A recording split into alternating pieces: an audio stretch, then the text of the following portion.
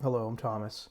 I just recently, within about 4 weeks, um, went through the gastric sleeve process.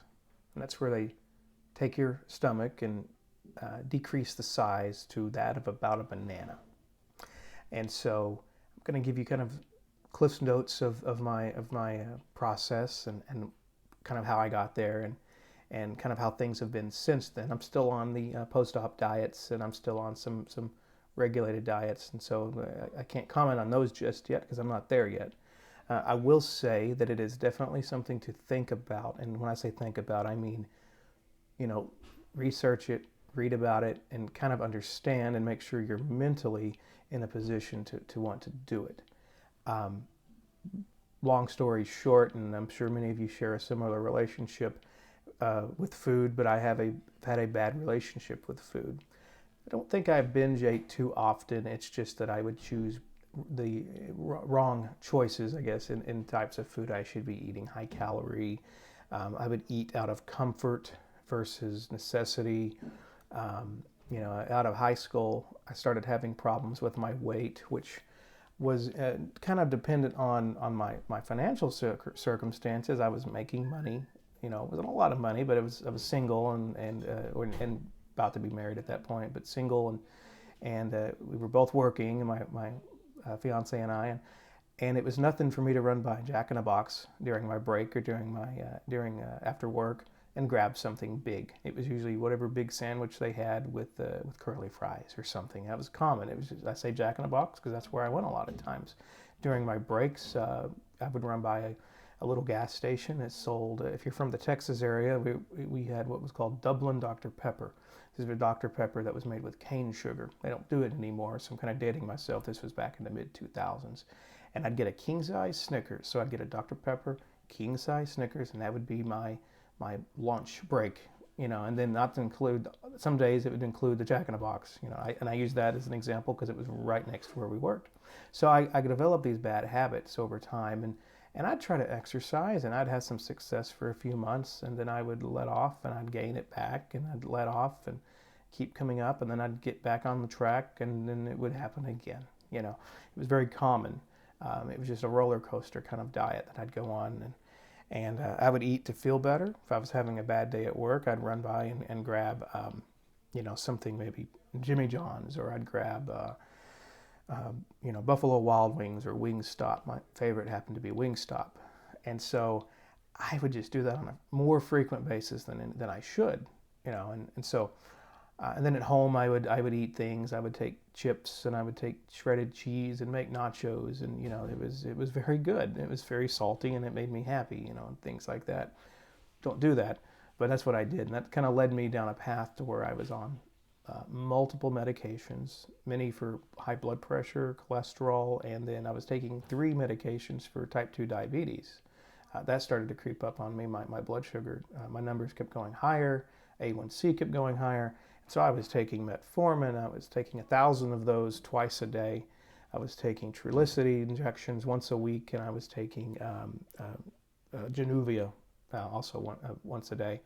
And over time, it just started taking a toll on me. I was up to 8 medications per day, and so I knew something had to change. And I had tried the dieting, and part of me always looks back and think, what if I tried harder? And I think we're going to always have that mental that thought process that goes to, what if I just did this differently, and what if I did that? Honestly, at the end of the day, I think I would have still ended up having issues. So for me, I use gastric sleeve as a tool. It helps limit your food intake. It doesn't really alter your digestive system as far as the process is concerned. It just alters how much you can consume in a sitting. That's really what it does most of the time. That's the focus of it. So each surgeon and each insurance company has their own requirements. I had looked at in the past lap band years ago, and my insurance wouldn't have covered it. And so finally, I have a friend who did the sleeve, and I said, you know what, I'm going to check again. I've got new company I'm with, new insurance, and they did cover it, but there were some requirements. One was a psych eval, and I had to have a letter from my PCP, and had to be cleared by a cardiologist. And that also mimicked and mirrored the requirements that my clinic had. I used My Bariatric Solutions. I used the Waco clinic, the Waco office. They're based up in Wise County, Texas, in Decatur. That's where their home office is, and that's where I had my surgery at Wise County Health. But kind of want to talk about the mental process that I had to go through. The psych eval, it really is an eye-opening experience when you go through that. It was over the phone, and one of the things the doctor had talked to me about, and they ask you basic questions, want to know your history and why you wanted to make this decision to do it. And one thing she had said is be aware that you have a relationship with food, an unhealthy relationship. And she said this operation is going to change that relationship because you can't just haul off and eat out of comfort anymore. And she said, be aware that it's not uncommon for you to have bad habits that can take that up. And she mentioned things like alcoholism. She mentioned it's common for there to be affairs. People get a boost of confidence, and I think they can, get out of a relationship maybe they weren't happy in, and sometimes that's good, and sometimes it's not, especially if you're happily married. I am happily married. I will point that out. And it just, you end up filling that void that you were using food for, you end up filling it with other things, and sometimes they can be harmful. Exercise is a good thing to fill it with. Reading more is a good thing to fill it with. Drug use is probably not something you should fill it with. It just made me think. It was one of those things that made me think. So I went through that, and I was cleared, and then I had to have a cardiology test, and that took a little longer because I had to have my EKG was odd, so they had me take a nuclear stress test, and that took some time, and then COVID hit. We were all in the same boat. Anyone trying to have this surgery, or anybody trying to have any elective surgery was in the same boat. I can complain and say it was annoying, but I understand why. I'm not faulting medical professionals for that. It is just what it is. So I had passed everything, but was told you can't have the surgery. And this was, back in early March when all that hit. So I kind of thought, well, am I going to have it done? Am I going to get it done in time before insurance have a window in which you have to do it? And it was getting closer, and I was getting concerned. And finally, in Texas at least, Governor Abbott, they lifted the suspension on elective surgeries. And so literally the same time I was about to call them, they called me and said, hey, Mr. Miller, are you still interested? And I said, yes, I am. Let's do this. And so they said, as soon as we can clear a time, we'll give you a call. So I, at that point, really hunkered down and started trying to follow the diet as best as I could. And when I say diet, there's usually, they tell you what your diet's going to be like once you've had the surgery. And eat smaller portions, try to consume liquids and waters 30 minutes before and then 30 minutes after you eat. You shouldn't drink. And so all that I started trying to practice. It was more to practice because I hadn't had the surgery yet. Kind of the process you're going to go through is you're going to be, at least depends on the surgeon and the nutritionist with the group. They're going to give you the information on how much protein to take in and what you should be focusing on. But in my case, it was to do the pre-diet or the practice diet. And then about 2 weeks before, you needed to start your pre-op diet. And that was high protein, mostly protein shakes. Premier Protein is one that I use. Nectar, protein water. It's gross. I'm not going to lie about it, but it did its job. And then a week before you start purely liquids in my case. And then about 24 hours before you start clear liquids. And so in my case, I had to have an EGD. And the way our office did it was, I started in Waco, but I had to go up to Wise County Health up in near Decatur, Texas. And they had us do the EGD the day before. So we go in and kind of talked about that process a little bit.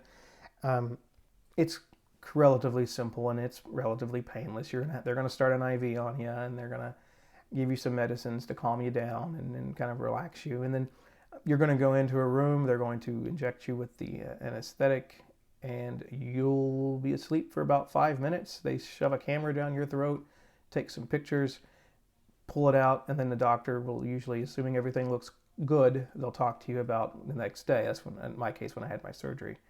In my case, they found that I had a hernia. So that's not uncommon. They said the majority of their cases, they do find a hernia. And it was where the stomach kind of goes down into your throat, and then sometimes the stomach will come back up just a little bit. And this is an exaggeration. Your stomach doesn't come up this high, but it would come up, and you'll see, and it'll just kind of come back out of the hole. And that can cause issues like heartburn and reflux, and it's just not good for you overall. But a lot of people have it and are going to live normal lives with it, and it's not going to be life-threatening. But if they see it, they're going to fix it. So in my case, they saw it, and they said they would fix it in my surgery. So that day, you could only have clear liquids. They don't want to find any food in your stomach. If they do, they'll stop the procedure. So we had a relative I stayed with up there, and they gave me medicines to take before the surgery, like gabapentin, and I can't remember the other one. There's some others in there they give you that you have to take at certain times of the night, like before you go to bed, and then like 2 hours before the surgery. They also give you a prescription for painkillers that you're going to need after. And so we did all that. And my surgery was early in the morning, so we wheeled back up to the same place we had everything else done the day before. And in my case, it was a relatively straightforward process. They're going to give you anesthetics. They're going to give you medicines again to kind of calm you down. And they're going to start IVs on you. And I don't like having IVs and don't like needles, but hey, I'm almost 40. I can deal with it. So that's kind of what they did with me. Stuff to take with you.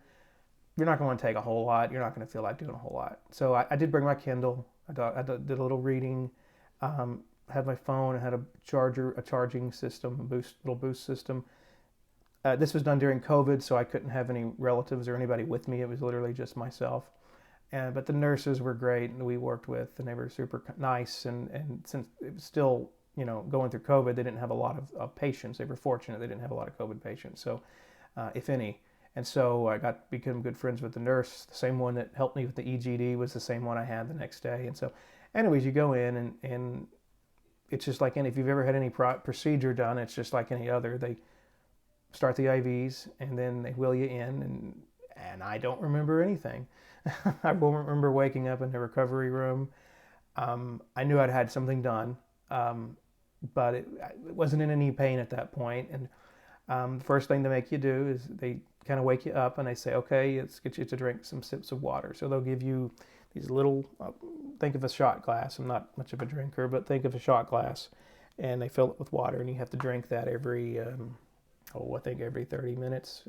Each group has their own kind of policies, and I don't want to misquote the information there, but you have to sip it. You don't drink it all at once. And so you sip it, and they work you up, and you literally do that the whole time you're there.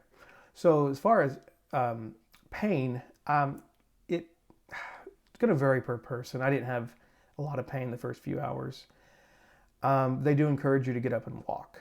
And so they have you get up, you have your IV attached, which is, in my case, it was potassium chloride, and they have you walk around the recovery room. And I did that a couple of times. You're going to have issues probably using the restroom. Because of the anesthetic in your system, it's going to take a little time to get it going.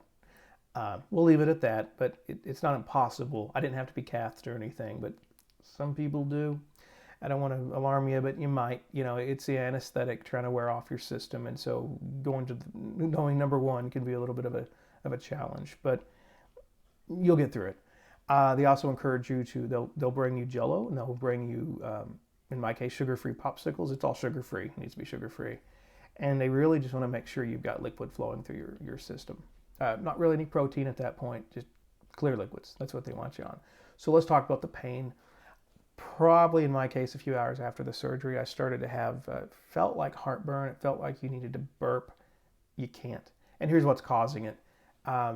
Anyone who's had laparoscopic surgery, and it's done laparoscopically, meaning they don't have to split you open. It's done with holes in your stomach.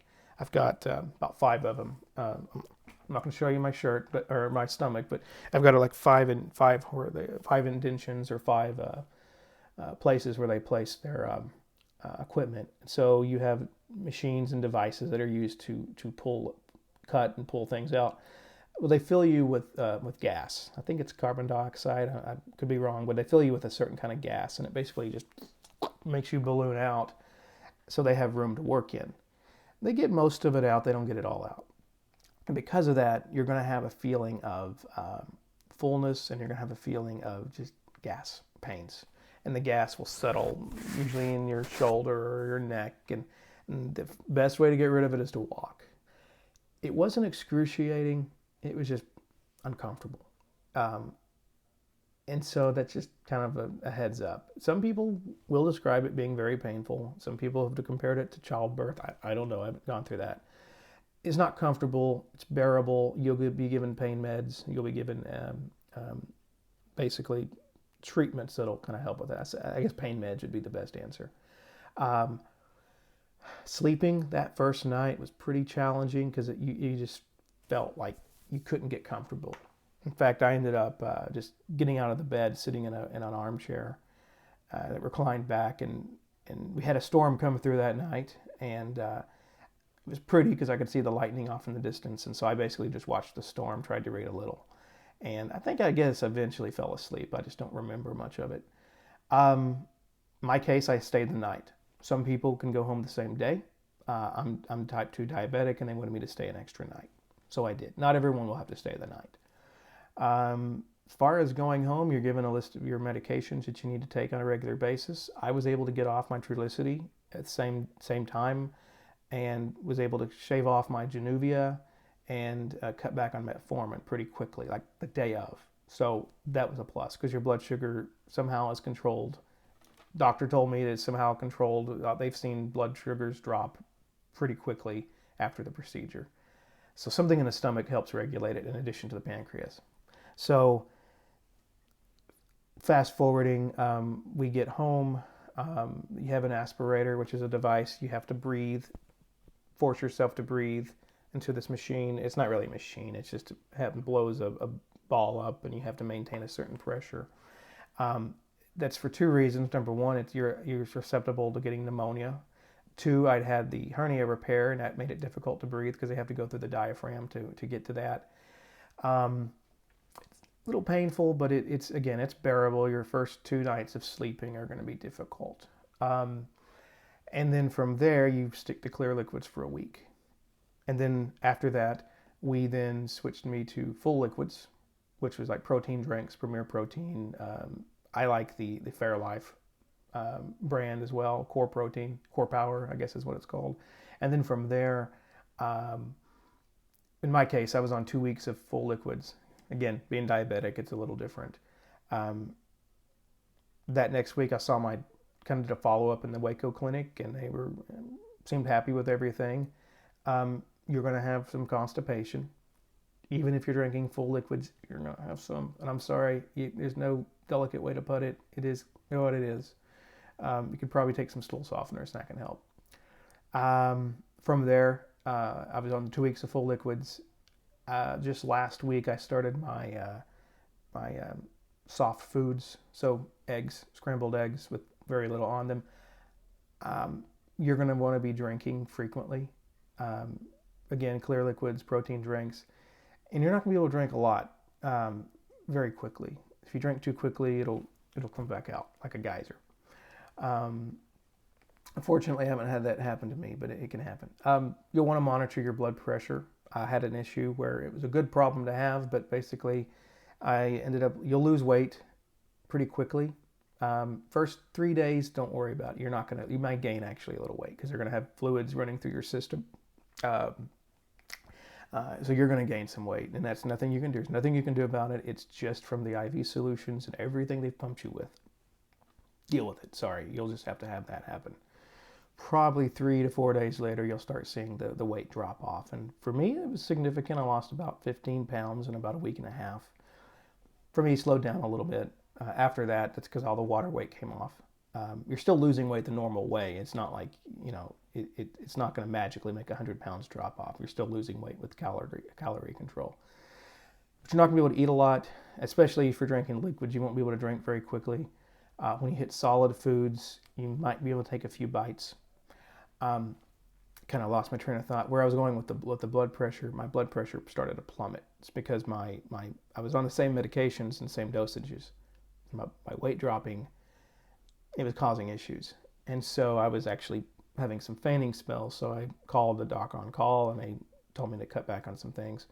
Um, I also have sleep apnea. One positive benefit is quite literally, as soon as I lost about 10 to 15 pounds, I don't need my CPAP. Now, I haven't had my doctor officially clear me for it, but I noticed that I couldn't sleep with it. And so for me, it was an added benefit. So I'm not having to worry about that anymore, at least for now. I'll have to talk to my doctor about it. And always consult your physician if you have any questions about stopping something. Don't do it on your own. But in my case, I told them, and they said that's fine. So soft foods, you'll eat maybe 4 or 5 bites. I had eggs. I had made 1 egg, and I was able to eat half of it. So, that's something you'll eventually be able to eat more, but it's going to be smaller amounts. It's a portion control system. Refried beans, you can have that. You can have soft cheeses with the beans. The next week, and this is the phase I just started, you can start eating more softer meats. So that would be like tuna fish. So here lately I've been eating a little bit more tuna, not with the crackers. You can't eat the crackers, but you can start that up. And I'll tell you what, the newer ones will be next week. I've got to reread part of my book to make sure I'm on board with that. So overall, am I happy with the procedure? Yeah. So far, I started at day of surgery was at 289. I'm now down to 253 as of today. It's June 21st, 2020. I'm at 253 right now. So I've lost quite a bit in that amount of time. Some people lose more. Some people lose less. It's fine. You'll hit those plateaus and you'll stall a little bit. I stalled around in the 260s for about a few days, but most people say that doesn't count. They say if it's been a few weeks, maybe, but a few days probably doesn't count. I recommend you find yourself some Facebook groups to get into. I'm in the Texas. There's a Texas group for a sleeve operation. There's also a bariatric group, national group you can get into. I recommend you exercise as soon as you can. As soon as you get out of that hospital, you need to be walking. I walk about 2 miles a day right now. And hopefully I can step it up and do more, maybe running. But again, roughly 1 mile to 2 miles a day. You need to keep at least an hour of activity going on per day. That's what my nutritionist recommended.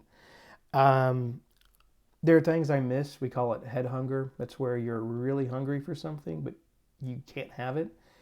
And for me, it's been chicken wings. It's been all sorts of random things. But believe it or not, I've actually craved sauerkraut. And I know that most people think that's disgusting. I thought it was when I was younger. And as I got older, I acquired a taste for it. I've missed that. I don't know why. But anyways, we'll see how that goes.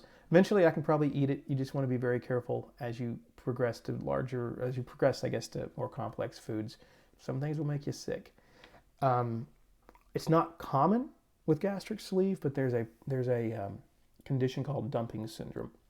It usually affects gastric bypass patients, but a sleeve patient can have it too. And it was because my wife made some avocado soup, really liked the stuff, so I kind of drank it in a container, and about 30 minutes later, I had a really sick stomach, and I had to run to the restroom. And I'll leave the details out, but it was enough that's where we learned I had a blood pressure issue as well, because that process drops your blood pressure significantly. It took me about 3 to 4 days to recover. And I think it would have been faster had my blood pressure not plummeted, and maybe we'd known that sooner. But hey, we learned it, and that's why I was able to adjust my medications. It's caused by eating rich foods, like rich in sugar, rich in fat. Avocado is rich in fat. It hits your system very quickly, and it causes your body to kind of go into shock and try to remove it. By all means necessary, and I mean number 2, and I guess vomiting. Those were the two big ways it got rid of it. Actually had to work half a day the next day and said I couldn't. As far as returning to work, use your own judgment. I work at a desk job at the house because of COVID. I was able to go back. I did it on the Memorial Day weekend, and then Tuesday I came back, signed in. A little uncomfortable from time to time, but for the most part I was fine. You may vary. Conditions for you may vary, and follow your feeling. If you don't feel like it, don't do it. If you're doing anything strenuous, you can't lift anything heavy for about 6 weeks. So I have a 7-year-old who likes to jump on my back. I've had to tell him to stop. So that's really it as of now. And like I said, I'm still in that post-op diet phase. Hopefully in the next 2 weeks I'll be able to try more complex foods maybe some more complex recipes, and I'll let you know how that goes. But it's really more mental than physical. So you're going to be tempted. Try not to give in. Again, this is for your health long term. So if you have any questions, just let me know in the comments, and I'll try to get back to you as soon as I can. This is kind of new for me. I don't do a lot of YouTube videos. You know, I'm not hip. I'm not with it, as the kids don't say that. I know. Anyways, you have a good day, and thanks for listening.